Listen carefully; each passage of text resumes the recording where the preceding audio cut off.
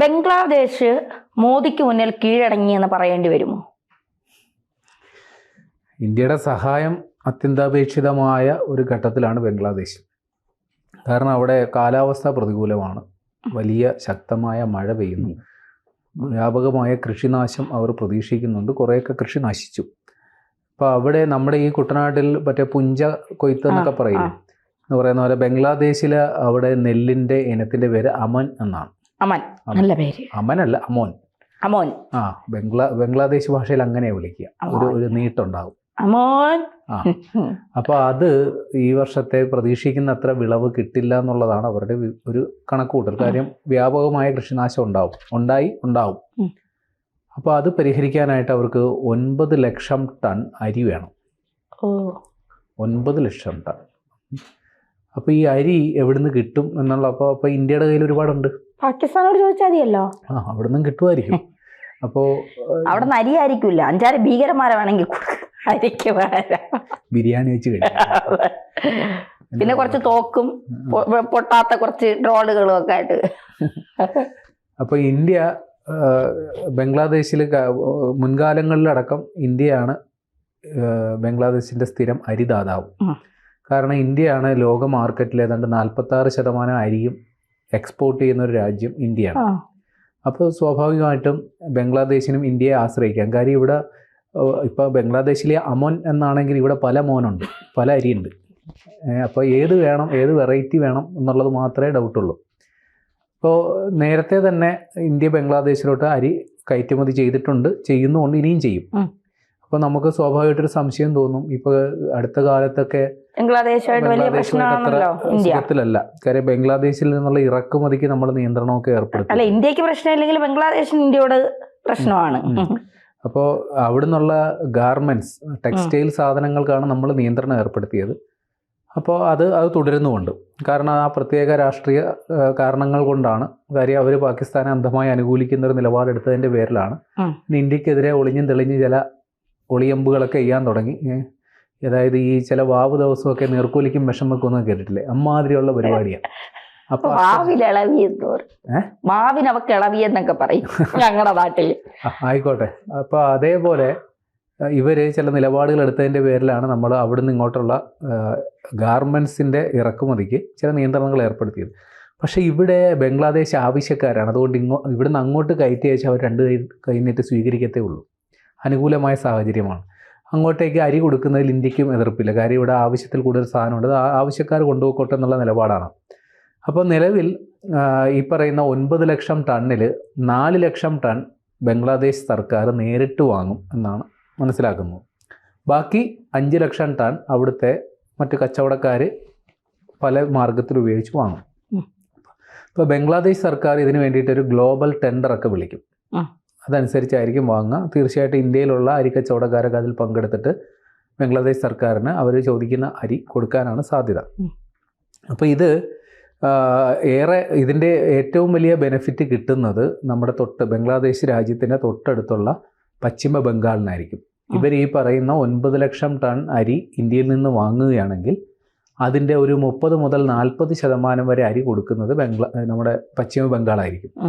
തൊട്ട് താഴെ വേണമെങ്കിൽ ജാർഖണ്ഡ് ഉണ്ടാവും, ജാർഖണ്ഡിലും അരിയുണ്ട്. പിന്നെ ആന്ധ്രാപ്രദേശിൽ അരിയുണ്ട്, ആന്ധ്ര അരി എന്നൊക്കെ നമ്മൾ പറയുക. ഒഡീഷ, ബീഹാർ, ഇവിടെയൊക്കെ അരിയുണ്ട്. നമ്മുടെ കേരളത്തിലും വേണമെങ്കിൽ കേരളത്തിലുള്ള അരിയും വേണമെങ്കിൽ ബംഗ്ലാദേശിന് കൊടുത്ത് അവർ 2 കഴിഞ്ഞിട്ട് സ്വീകരിക്കും. കാര്യം അവർ അത്രയ്ക്ക് പ്രശ്നത്തിൽ നിൽക്കുക. അപ്പോൾ ഞാൻ നേരത്തെ പറഞ്ഞല്ലോ, പ്രതികൂല കാലാവസ്ഥ അഭിമുഖീകരിക്കുന്നു. അപ്പോൾ വലിയ രീതിയിൽ ഈ റേഷൻ വിതരണം അവർക്ക് നടത്തേണ്ടി വരും. അപ്പോൾ അതിന് വേണ്ടിയിട്ട് വരുന്ന ഓഗസ്റ്റ് മുതൽ അടുത്ത മാർച്ച് വരെ അവർക്ക് റേഷൻ വിതരണമുണ്ട്.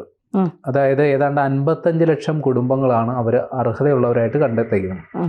അതിൽ ഒരു കുടുംബത്തിന് 15 കിലോ അരി വീതം ഇത്രയും മാസം അവർക്ക് വിതരണം ചെയ്യണം. അപ്പോൾ അതിന് വേണ്ടിയിട്ടാണ് ഈ ബംഗ്ലാദേശ് സർക്കാർ നേരത്തെ പറഞ്ഞ 4 ലക്ഷം ടൺ അരി സംഭരിക്കുന്നത്. റേഷൻ അരി എന്ന് വേണമെങ്കിൽ പറയാം. ബാക്കിയുള്ള 5 ലക്ഷം ടൺ സ്വാഭാവികമായിട്ടും മുന്തിയ ഇനം അരിയായിരിക്കും. അതായത് അവിടുത്തെ കച്ചവടക്കാർ വാങ്ങി വെക്കുന്നതായിരിക്കും. അപ്പോൾ അങ്ങനെയുള്ള ആൾക്കാർക്ക് വേണ്ടി കൊടുക്കാനായിട്ട് ഇന്ത്യ 3-4 വെറൈറ്റി അരി എടുത്തു വച്ചിട്ടുണ്ട്. ഒന്ന് സ്വർണ്ണ മസൂരി എന്ന് പറയുന്ന ഒരു അരിയാണ്. രണ്ടാമത്തത് രത്ന. മൂന്നാമത്തത് മിനിക്കേറ്റ് എന്ന് പറയുന്ന അരി. പിന്നെ സോനാ മസൂരി എന്നും പറഞ്ഞ് സ്വർണ്ണ മസൂരി ഉണ്ട്, സോനാ മസൂരി. അപ്പോൾ എനിക്ക് തോന്നുന്നു ഈ സ്വർണ്ണ മസൂരി എന്ന് പറയുന്ന ബ്രാൻഡ് ആയിരിക്കും കുറച്ചുകൂടി ജനപ്രിയമാകുക. കാര്യം അതിന് ഹോൾസെയിൽ വില 29 രൂപയുള്ളൂ. അത് റീറ്റെയിൽ വില 31 മുതൽ 32 രൂപ വരെയാണ് റീറ്റെയിലിൽ വിറ്റഴിക്കുന്നത്. അപ്പം നമ്മുടെ കേരളത്തിൽ വരുന്ന അരിക്ക് ഏതാണ്ട് 40 മേളിലൊക്കെ അല്ലേ വില.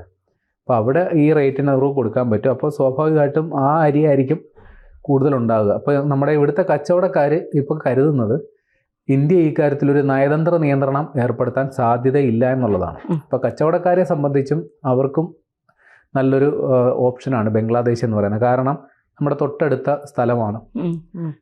അപ്പോൾ ബംഗ്ലാദേശിനും ഇന്ത്യ പ്രിയപ്പെട്ടതാണ്. കാരണം ഇത് ട്രാൻസ്പോർട്ടേഷൻ കോസ്റ്റ് കുറവായിരിക്കും ഇന്ത്യയിൽ നിന്ന് അങ്ങോട്ട് എത്തിക്കാൻ. ഇപ്പോൾ കപ്പൽ മാർഗമാണെങ്കിൽ പോലും അധിക ദൂരമില്ല. ഇപ്പോൾ റോഡ് മാർഗം ആണെങ്കിൽ അതിനും സംവിധാനമുണ്ട്. മാത്രമല്ല ഇന്ത്യയുടെ കയ്യിൽ ആവശ്യത്തിന് സ്റ്റോക്ക് ഉണ്ട്. അവർ എത്രയാണോ ചോദിക്കുന്നത് അത്രയും അരി കൊടുക്കാൻ ഇന്ത്യയുടെ കയ്യിലുണ്ട്. റീസണബിൾ ആയിട്ടുള്ള റേറ്റുമാണ്. അവരെ സംബന്ധിച്ച് ഇന്ത്യ അത്ര, അതായത് മറ്റ് രാജ്യങ്ങളിൽ നിന്ന് വാങ്ങുന്നതിനേക്കാൾ കുറച്ചുകൂടി അവർക്ക് സ്വീകാര്യമായ വിലയിൽ ഇന്ത്യയിൽ നിന്ന് കിട്ടും. അപ്പം അതുകൊണ്ട് തന്നെ ഇന്ത്യ ഈ കാര്യത്തിൽ എടുക്കുന്ന നിലപാട് നിർണായകമാണ്. കാരണം നമ്മൾ ഈ ബംഗ്ലാദേശുമായിട്ട് ഇനിയും ഒരു ഇത്തരത്തിലൊരു നിയന്ത്രണത്തിലേക്ക് തന്നെയാണ് പോകുന്നതെങ്കിൽ നേരത്തെ പറഞ്ഞതുപോലെ ബംഗ്ലാദേശ് പട്ടിണിയിലോട്ട് പോകും. കാരണം അവർക്ക് അല്ലെങ്കിൽ കുറച്ചുകൂടി ഉയർന്ന വിലയിൽ മറ്റെവിടുന്നെങ്കിലും അരി ലഭ്യമാക്കേണ്ടതുണ്ട്. അപ്പോൾ ഇന്ത്യ, ഞാൻ നേരത്തെ പറഞ്ഞതുപോലെ ആഗോള വിപണിയിൽ ഏതാണ്ട് 46% അരി സപ്ലൈ ചെയ്യുന്ന ഒരു രാഷ്ട്രം തൊട്ടടുത്തുള്ളപ്പോൾ അതിനേക്കാൾ കുറവുള്ള മറ്റേതെങ്കിലും രാഷ്ട്രത്തിൽ നിന്ന് വാങ്ങിയ സ്വാഭാവികമായിട്ടും അവിടെ വില കൂടുതലായിരിക്കുമല്ലോ. അപ്പോൾ ബംഗ്ലാദേശിനെ സംബന്ധിച്ച് ഇന്ത്യ നിർണായക ഘടകമാണ്. ഇനി ഇന്ത്യ ഈ കാര്യത്തിൽ എടുക്കുന്ന നിലപാടാണ് നിർണായകം. ബംഗ്ലാദേശിനോട്ട് അരി കൊടുക്കണ്ട എന്നാണ് തീരുമാനമെങ്കിൽ മുഹമ്മദ് യൂനിസ് കുറച്ച് കഷ്ടപ്പെടേണ്ടി വരും. എന്തായാലും ഇന്ത്യ അത്തരത്തിൽ മുന്നിൽ വന്ന് പ്രത്യേകിച്ച് ജനങ്ങൾ ബുദ്ധിമുട്ടിയാൽ, അത് ഏത് രാജ്യത്തെ ജനങ്ങളാണെങ്കിലും ഇന്ത്യ അങ്ങനെ നോക്കിക്കൊണ്ടെന്ന് നിൽക്കുന്ന ഒരു നിലപാട് സ്വീകരിക്കില്ല. തീർച്ചയായിട്ടും ബംഗ്ലാദേശിനെ സഹായിക്കാൻ തന്നെയാകും ഇന്ത്യയുടെ, അല്ലേ? ഇത് ഒരു സഹായമായിട്ട് നമ്മൾ കരുതേണ്ടതില്ല. ഇത് ബിസിനസ്സാണ്, ഇതൊരു കച്ചവടമാണ്. മുൻപും ബംഗ്ലാദേശിലോട്ട് ഇന്ത്യ അരി കൊടുത്തിരുന്നു.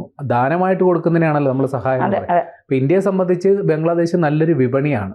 ഇന്ത്യ വിപണി വേണ്ടെന്ന് വെച്ചാൽ നഷ്ടം ഇന്ത്യക്കായിരിക്കും. നഷ്ടമൊന്നല്ല, പണി കിട്ടാൻ പോകുന്ന ബംഗ്ലാദേശിനാണ്. ഇന്ത്യക്ക് വേണമെങ്കിൽ ആ ഒരു മറ്റെവിടെയെങ്കിലും വിറ്റഴിക്കാം. കാര്യം ഇന്ത്യ 46% മറ്റു രാജ്യങ്ങളിൽ വിൽപ്പന നടത്തുന്ന അല്ലെങ്കിൽ കയറ്റുമതി നടത്തിക്കൊണ്ടിരിക്കുന്ന രാജ്യം. അപ്പോൾ വിപണി കണ്ടെത്തുക ഇന്ത്യയെ സംബന്ധിച്ച് ബുദ്ധിമുട്ടുള്ള കാര്യമല്ല. പക്ഷേ ബംഗ്ലാദേശിനെ സംബന്ധിച്ച് അവർക്ക് കൂടി കുറച്ചുകൂടി സ്വീകാര്യമായ വിലയിൽ കിട്ടുന്ന തൊട്ടടുത്തുള്ള രാജ്യം. കാര്യം ഇവിടെ നെൽകൃഷി പലയിടത്തും വ്യാപകമായി നടക്കുന്നു. ഇപ്പോൾ കേരളത്തിൽ പോലും വ്യാപകമായി നടക്കുന്നതാണ്. അപ്പോൾ നമുക്കിവിടെ ആവശ്യത്തിന് സാധനമുണ്ട്. അപ്പോൾ ആവശ്യത്തിന് സാധനം ഉള്ള രാജ്യം തരുന്ന വിലയായിരിക്കുമോ അതോ പരിമിതമായ വിഭവങ്ങളുള്ള രാജ്യം തരുന്ന വിലയായിരിക്കും അവർക്ക് കുറച്ചുകൂടി ഫേവറബിൾ ആയിട്ടുള്ളത്? സ്വാഭാവികമായിട്ട് ഇന്ത്യയിൽ നിന്നായിരിക്കും. അപ്പോൾ ഇന്ത്യ ഈ കാര്യത്തിൽ എടുക്കുന്ന നിലപാടാണ് നിർണായകം. വേണ്ടെന്ന് വെച്ചാൽ ബംഗ്ലാദേശ് പെട്ടു. പക്ഷെ വേണ്ടെന്ന് വെക്കില്ല. ഇവിടെ ഒരു കച്ചവടം നല്ല, അത് നടക്കട്ടെ എന്ന് കരുതുന്നു.